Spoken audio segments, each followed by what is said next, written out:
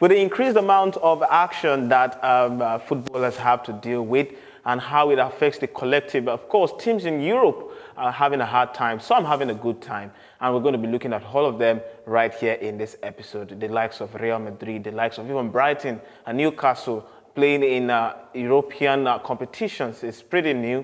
And we're going to discuss all of that right here in this episode. Again, I bid you welcome to the Nutmeg on GuardianTV. My name is Ayomide Shotbo. Always good to have James in the studio, and of course this time I would like us to start the conversation with teams in England, and of course where better to start from than Arsenal, who on the European scene, of course they are making their return to the Champions League for the first time since 2017. A fantastic 4-0 victory, and of course Martin Odegaard was man of the match. But then they returned to the domestic scene. A little matter, maybe not a little matter, but a big matter, a little matter, however you want to see it, of the North London derby, and it was a 2-2 draw at the Emirates. Yeah, the game against Spurs, I think the midweek Champions League game, I think kind of affected them. That's the way I saw it. They looked a little bit fatigued. That flow, that speed and everything that we've come to know. The Arsenal team under Arteta was not there. And I think, I didn't mean they played against maybe a smaller team. I mean, they would have gotten their groove back, but I mean, to play against your rival and a team that... I mean, Spurs, for instance, don't have European competition to deal with. So they have every opportunity to prepare well for this for this derby. So Arsenal never had that opportunity. After the Champions League, they had to prepare for the North London derby. I know what the North London derby is. It's very feisty. Absolutely. Big clash, and I think Spurs. I can't remember the last time they came all out against Arsenal. So they at played the Emirates. The last time they won at the Emirates was 2010. So they had the opportunity. Even they would have. It became at a point. It became a 50-50 game. So for me, I think the European exhaustion affected Arsenal a bit. So let us see how it goes. Whether they were able to recover. Of course, with games are still coming up, and of course Champions League action still right up there for them to compete in. But also Brighton and Newcastle United. Newcastle United, by the way, a goalless stalemate at San Siro last week. But then they return and they hit 8 past Sheffield United. It doesn't look like they are particularly strained by European competition as of now. Yeah, I think just like what I said about Arsenal, they went away to San Siro, got a very good 0-0 draw. Then they played against Sheffield United that you expect them to beat, but I didn't expect them to score that amount of goals. So for me, the opposition too matter. I think maybe they played against a Man City now or Liverpool, even a Chelsea that's not really doing well. I don't think they would have gone haywire like that. But just because it's Sheffield United. I was surprised too that. I mean, Sheffield just collapsed the way they did. But how about Brighton, AEK Athens, they outlasted them in a 5-goal thriller, 3-2. And that was their European debut, by the way. It's not a familiar thing for them to deal with. But then they returned, and Mitoma started the game in midweek, but then off the bench, and he's got 2 goals. And it looks like Brighton are still very much that top team in the league, above the likes of even Man United and Chelsea. Yeah, I think they learned something in their European adventure. That the European League and the Premier League are 2 different ball games, because nobody expected this is a Brighton team that defeated Manchester United. They give the big teams a hell of a run, but losing to AEK, that is not even one of the top teams, one of the most decent teams in Europe. So I think it was an eye opener for them, and they didn't allow the defeat to affect them in the next game, which they did well to win 3-1. Well, speaking about Man United, just with teams in England, even Chelsea now, you look at the long absentee list that they've got. Some of in Man United now, Jadon Sancho is out because of disciplinary cases, and so is Anthony, who is trying to sort out some off-the-pitch cases we don't want to discuss right here. But then we have also in Man United a long injury list, and they are in Europe. They have to contend with Bayern Munich. They went to the Allianz Arena and got 3 goals, and that's a big positive for them in the middle of a poor season so far.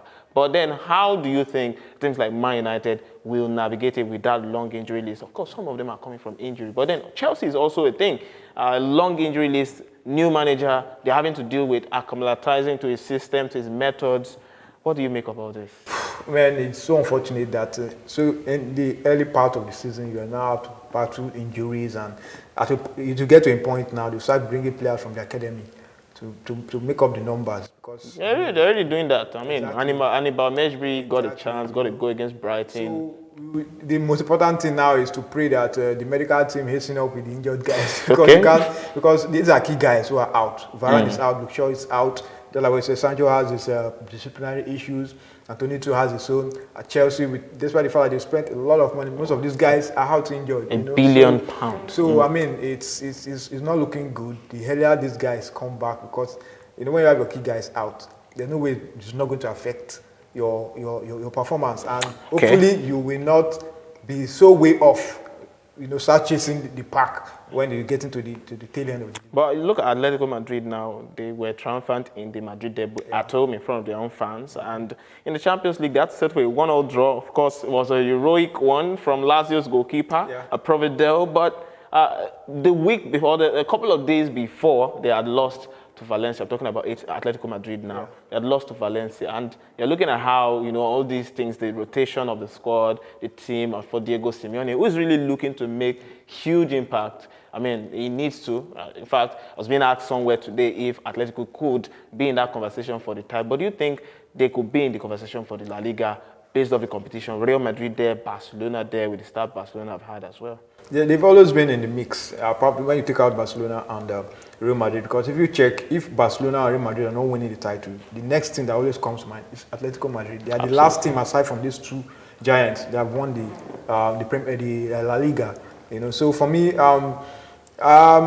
will always be in the mix, but I'm not tipping them to really do that well this season, because you have a Real Madrid team that they want to wrestle the title away from Barcelona.